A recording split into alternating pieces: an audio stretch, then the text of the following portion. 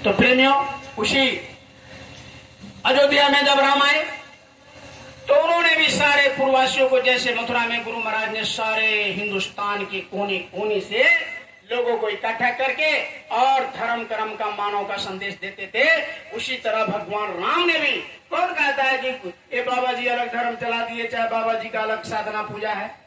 आप भाई अपने किताब में देख लो, साफ साफ भगवान राम आए और साफ साफ पूरे लोगों को बुलाकर इकट्ठा करके क्या कहे, एक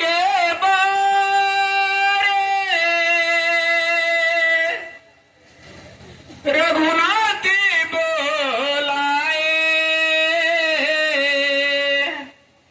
गुरु द्विज पूरे वासी सभे आए, बैठे गुरु मुनि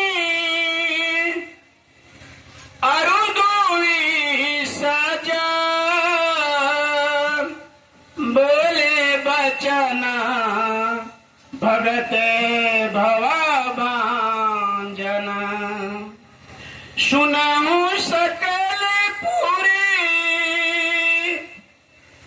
कहा कि पूरे सकल अयोध्यावासी जितने भी सुन रहे हो, मेरी विनती है थोड़ी सी सुन लो।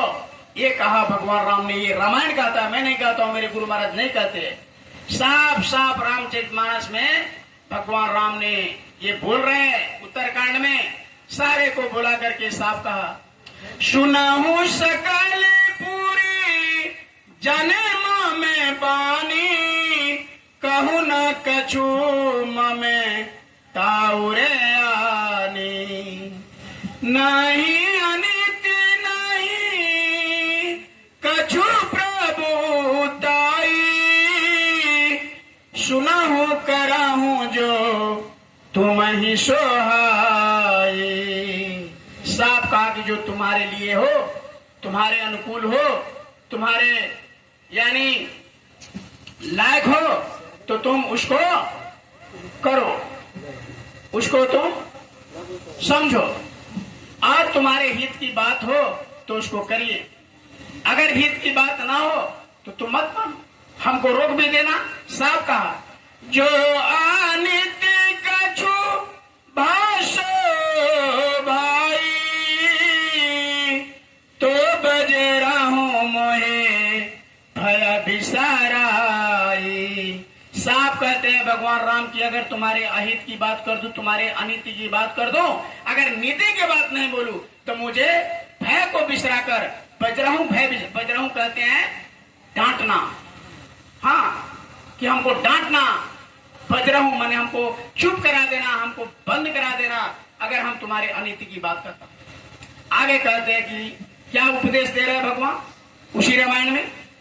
श्री राम उस समय तेरता के लोगों को, बड़े बागे मनुष्य का ने पावा, सुर दुर्लभ सदा ग्रंथ ही गावा, साधन धाम मोक्ष करे द्वारा, पाई न जे पर लोक सवारा।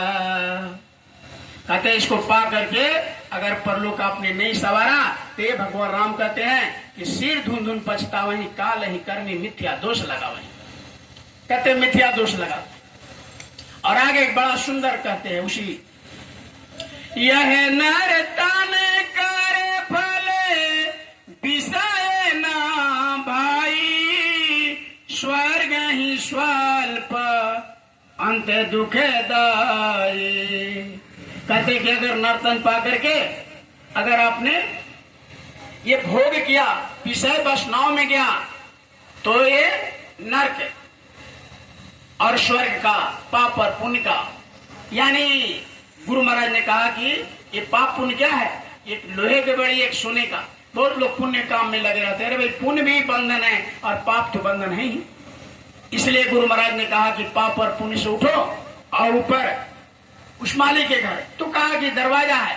अब उस रामचरितमानस में साफ साफ आगे बता रहे कि कहाँ वो दरवाजा है और कैसे वो दरवाजा खुलेगा। कहाँ लगी करहूं नाम बड़ाई, सकही नम गुना गाई।